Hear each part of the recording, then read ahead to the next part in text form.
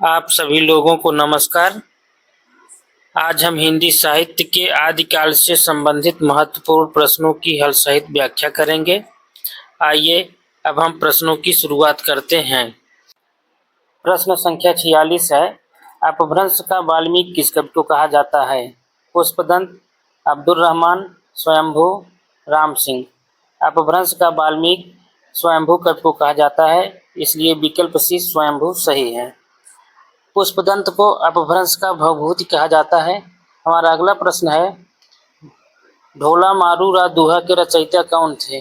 स्वयंभू, राम सिंह, कुशल प्रकाश, कुशल लाभ। ढोला मारू रा दूहा के रचयिता कुशल लाभ थे, इसलिए विकल्प डी कुशल लाभ सही है। प्रश्न संख्या 48 है। बीसल देव रासों के रचयिता हैं जगनिक, चंद्रवरदाई, नरपतिनाल, भट्ट केदार। बीसल देव रासों के रचयिता हैं नरपतिनाल, इसलिए विकल्प सी नरपतिनाल सही है। जगनिक ने परमाल रासों की रचना की है। चंद्रवरदाई ने पृथ्वीराज रासों की रचना की है। भट्ट केदार ने जयचंद्र प्रकाश की रचना की है। प्रश्न संख्या 49 है।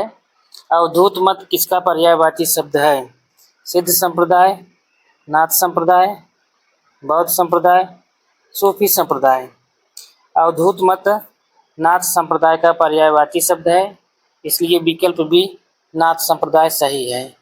नाथ संप्रदाय को नाथ पंथ, सिद्ध मत, सिद्ध मार्ग, योग मार्ग, योग संप्रदाय, अवधूत मत एवं अवधूत संप्रदाय के नाम से भी जाना जाता है।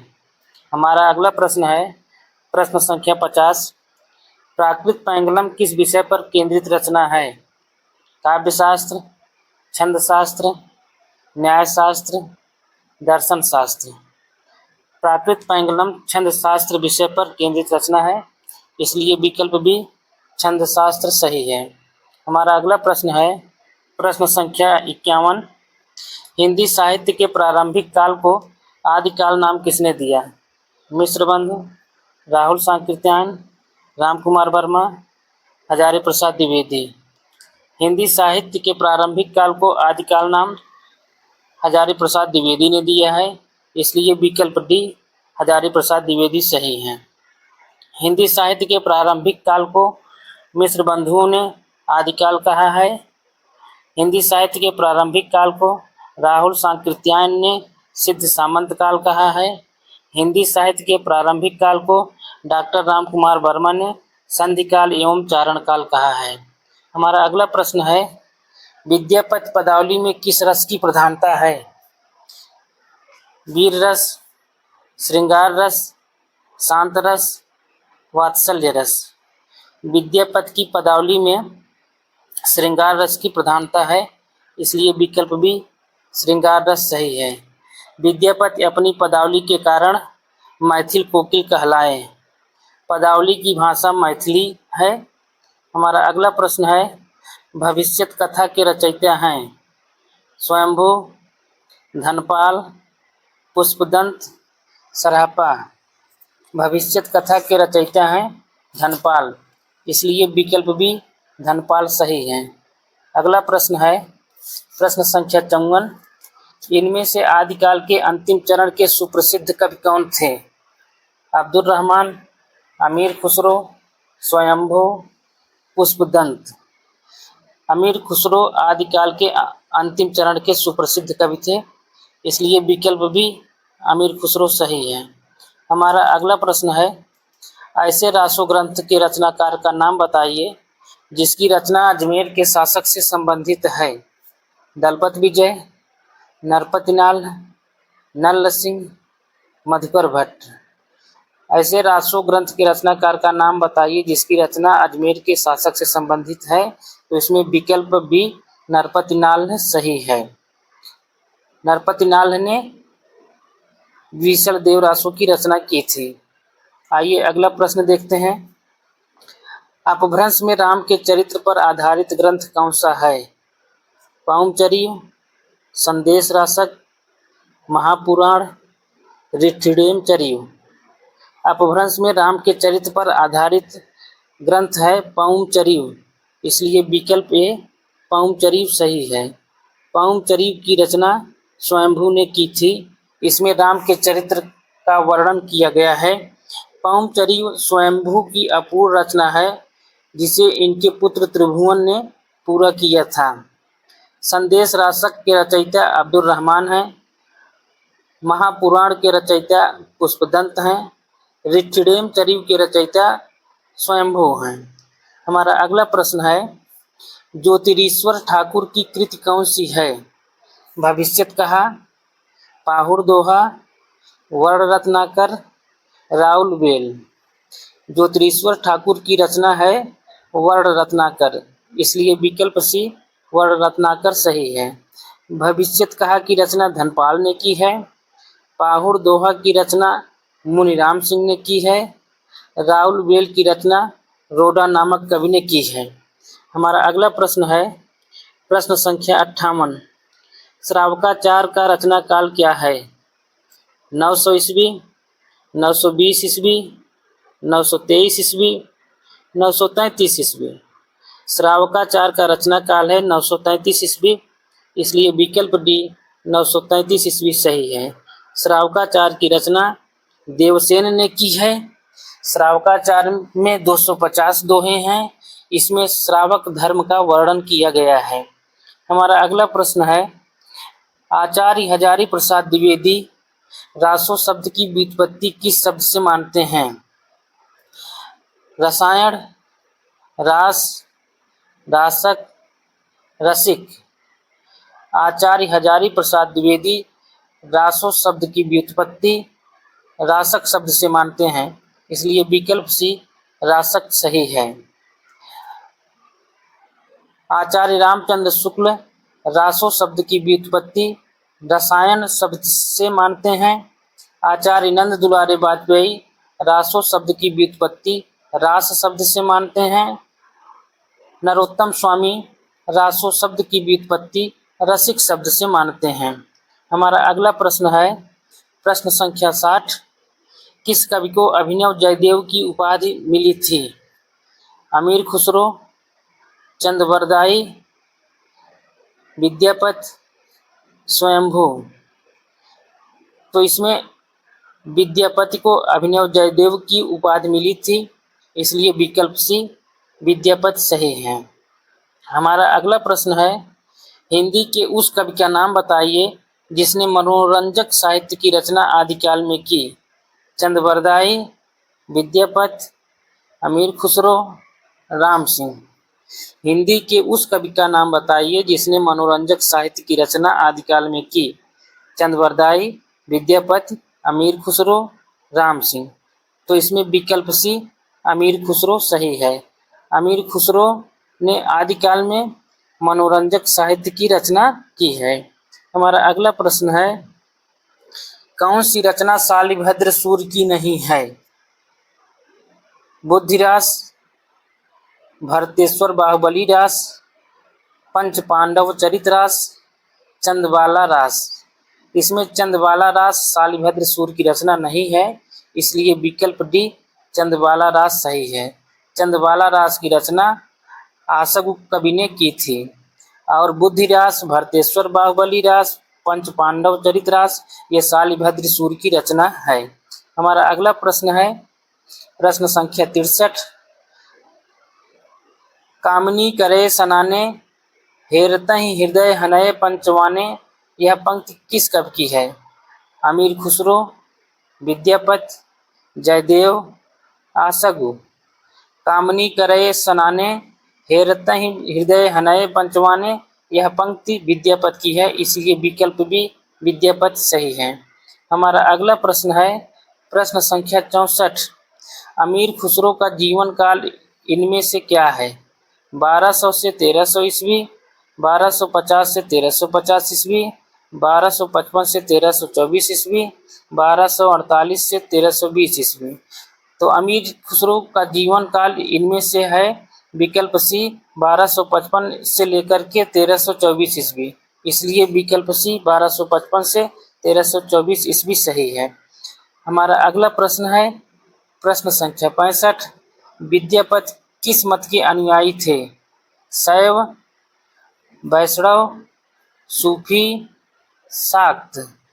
विद्यापति शैव मत के अनुयायी थे, इसलिए विकल्प ए शैव सही है। हमारा अगला प्रश्न है, विद्यापति किस नरेश के दरबारी कवि थे? राजा जय सिंह, राजा हिम्मत सिंह, राजा शिव सिंह, राजा भान प्रताप सिंह। तो विद्यापति राजा शिव सिंह के दरबारी कवि थे, इसलिए विकल्प सी राजा शिव सिंह सही है। हमारा अगला प्रश्न है, प्रश्न संख्या 67, धनपाल की रचना कौन सी है? ढोला मारूरा दूहा, परमात्म प्रकाश, भविष्यत कहा, महापुराण। धनपाल की रचना है भविष्यत कहा, इसलिए विकल्प सी भविष्यत कहा सही है। ढोला मारू दूहा की रचना कुशल लाभ ने की थी, परमात्मा प्रकाश की रचना जोइंदू ने की थी, महापुराण की रचना पुष्पदंत ने की थी। हमारा अगला प्रश्न है, कुशल लाभ कौन थे? वीर गाथा काल के कवि, ढोला मारूरा दूहा के रचयिता, एक जैन कवि, राम कथा के कवि। कुशल लाभ ढोला मारूरा दूहा के रचयिता थे, इसलिए विकल्प भी ढोला मारूरा दूहा के रचयिता सही है। हमारा अगला प्रश्न है, प्रश्न संख्या 69, नाथ संप्रदाय का प्रभाव हिंदी के किस कवि पर सर्वाधिक पड़ा? कबीर, सुंदरदास, नानक, विद्यापति। नाथ संप्रदाय का प्रभाव हिंदी के किस कवि पर सर्वाधिक पड़ा? तो इसमें विकल्प ए कबीर सही है। कबीर पर नाथ संप्रदाय का प्रभाव सर्वाधिक पड़ा है। हमारा अगला प्रश्न है, प्रश्न संख्या 70, खुमार रासों की प्रामाणिक प्रति कहाँ संग्रहित की गई? पुणे संग्रहालय, मथुरा संग्रहालय, जयपुर संग्रहालय, ग्वालियर संग्रहालय। खुमार रासों की प्रामाणिक प्रति पुणे संग्रहालय में संग्रहित की गई है, इसलिए विकल्प ए पुणे संग्रहालय सही है। हमारा अगला प्रश्न है, प्रश्न संख्या 71, यह गूंज मात्र है, मूल शब्द नहीं। आचार्य रामचंद्र शुक्ल की यह टिप्पणी किस रासो काव्य के लिए है? पृथ्वीराज रासो, खुमार रासो, बीसल देव रासो, परमाल रासो। यह गूंज मात्र है, मूल शब्द नहीं। आचार्य रामचंद्र शुक्ल की यह टिप्पणी परमाल रासो पर है, इसलिए विकल्प डी परमाल रासो सही है। पृथ्वीराज रासो के रचयिता चंद्रवरदाई हैं, खुमार रासो के रचयिता दलपत विजय हैं, बीसल देव रासो के रचयिता नरपति नाल हैं। हमारा अगला प्रश्न है, प्रश्न संख्या 72, बीसल देव रासों में कुल कितने छंद हैं? 100, 125, 120, 140। बीसल देव रासों में कुल 125 छंद हैं, इसलिए विकल्प बी 125 सही है। हमारा अगला प्रश्न है, पुस्तक जल्लड़ हथ दय चली गज्जन नृपकाज पंक्ति किसकी मानी जाती है? नरपति नाल, जगनिक, चंद्रवरदाई, दलपत विजय। पुस्तक जल्लड़ हथ दय चली गज्जन नृपकाज, यह पंक्ति चंद्रवरदाई की मानी जाती है, इसलिए विकल्प सी चंद्रवरदाई सही है। हमारा अगला प्रश्न है, जल्लड़ कौन था? चंद्रवरदाई का पुत्र, पृथ्वीराज का मित्र, चंद्रवरदाई का भाई, पृथ्वीराज का सेनापति। जल्लड़ चंद्रवरदाई का पुत्र था, इसलिए विकल्प ए चंद्रवरदाई का पुत्र सही है। हमारा अगला प्रश्न है, कौन सा विद्वान रासों को अर्ध प्रमाणिक रचना मानता है? आचार्य रामचंद्र शुक्ल, मोहनलाल विष्णुलाल पांड्या, आचार्य हजारी प्रसाद द्विवेदी, कवि राजा श्यामल दास। तो इसमें आचार्य हजारी प्रसाद द्विवेदी पृथ्वीराज रासों को अर्ध प्रमाणिक ग्रंथ मानते हैं, इसलिए विकल्प सी आचार्य हजारी प्रसाद द्विवेदी सही है। हमारा अगला प्रश्न है, प्रश्न संख्या 76, चार्ल्स इलियट ने इनमें से किस ग्रंथ का प्रकाशन कराया? परमाल रासो, आल्हखंड, पृथ्वीराज रासो, विसल देव रासो। चार्ल्स इलियट ने आल्हखंड ग्रंथ का प्रकाशन करवाया, इसलिए विकल्प बी आल्हखंड सही है। प्रश्न संख्या 77 है, जैन मत का प्रचार भारत के किस राज्य में सर्वाधिक था? गुजरात, आंध्र प्रदेश, महाराष्ट्र, उत्तर प्रदेश। जैन मत का प्रचार भारत के किस राज्य में सर्वाधिक था? तो इसमें विकल्प ए गुजरात सही है, इसलिए विकल्प ए गुजरात सही है। गुजरात में जैन मत का प्रचार सर्वाधिक था। हमारा अगला प्रश्न है प्रश्न संख्या 78, रासक छंद में कितनी मात्राएं होती हैं? 20, 29, 25, 24। रासक छंद में 29 मात्राएं होती हैं, इसलिए विकल्प भी 29 सही है। हमारा अगला प्रश्न है प्रश्न संख्या 79, खुमार रासों में लगभग कितने छंद हैं? 1000, 2000, 4000, 5000। तो खुमार रासों में लगभग 5000 छंद हैं, इसलिए विकल्प डी 5000 सही है। हमारा अगला प्रश्न है प्रश्न संख्या 80, विजयपाल रासो किस भाषा में लिखा गया है? डिंगल, पिंगल, अपभ्रंश, प्राकृत। विजयपाल रासो अपभ्रंश भाषा में लिखा गया है, इसलिए विकल्प सी अपभ्रंश सही है। विजयपाल रासो के रचयिता नल्ल सिंह हैं। हमारा अगला प्रश्न है प्रश्न संख्या 81, कन्हप्पा ने कुल कितने ग्रंथ लिखे थे? 16, 35, 70, 74। कन्हप्पा ने कुल 74 ग्रंथ लिखे हैं, इसलिए विकल्प डी 74 सही है। हमारा अगला प्रश्न है प्रश्न संख्या 82, इनमें से कौन सिद्ध नहीं है? लुइपा, सरहपा, गोरक्षपा, देवसेन। तो इसमें देवसेन सिद्ध नहीं है, इसलिए विकल्प डी देवसेन सही है। देवसेन ये जैनाचार्य थे, बाकी लुइपा, सरहपा, गोरक्षपा सिद्ध कवियों के अंतर्गत आते हैं। हमारा अगला प्रश्न है प्रश्न संख्या 83, 84 सिद्धों में पहले सिद्ध कौन से हैं? लुइपा, सरहपा, सबरीपा, नारोपा। 84 सिद्धों में पहले सिद्ध हैं लुइपा, इसलिए विकल्प ए लुइपा सही है। हमारा अगला प्रश्न है प्रश्न संख्या 84, कीर्तिलता किस भाषा की रचना है? अवहट्ट, प्राकृत, पाली, संस्कृत। कीर्तिलता अवहट्ट भाषा की रचना है, इसलिए विकल्प ए अवहट्ट सही है। कीर्तिलता के रचयिता विद्यापति हैं। विद्यापति ने कीर्तिलता और कीर्ति पताका की रचना अवहट्ट भाषा में की है। हमारा अगला प्रश्न है प्रश्न संख्या 85, अपभ्रंश भाषा का प्राचीनतम प्रयोग किस साहित्य में मिलता है? बौद्ध साहित्य, जैन साहित्य, नाथ साहित्य, रासो काव्य।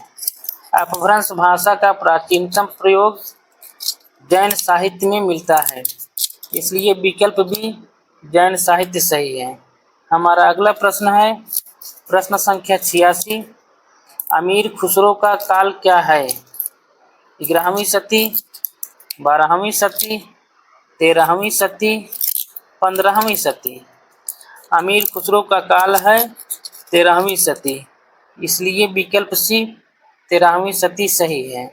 हमारा अगला प्रश्न है प्रश्न संख्या 87, मिश्र बंधुओं के अनुसार ब्रजभाषा का सर्वप्रथम हिंदी कविता में प्रयोग किसने किया? फुहकर, सारंगधर, हेमचंद, जोइंदु। मिश्र बंधुओं के अनुसार ब्रजभाषा का सर्वप्रथम हिंदी कविता में प्रयोग किसने किया? फुहकर, सारंगधर, हेमचंद, जोइंदु। तो विकल्प बी सारंगधर सही है। मिश्र बंधुओं के अनुसार सारंगधर ने ब्रजभाषा का सर्वप्रथम हिंदी कविता में प्रयोग किया है। हिंदी साहित्य के आदिकाल से संबंधित महत्वपूर्ण प्रश्नों की हल सहित व्याख्या सुनने के लिए आप सभी को बहुत बहुत धन्यवाद। यदि यह प्रश्नोत्तरी आप सबको अच्छी लगी हो तो कृपया चैनल को लाइक, सब्सक्राइब एवं शेयर करें और साथ ही साथ बेल आइकन बटन दबाएं। एक बार आप सभी का पुनः धन्यवाद।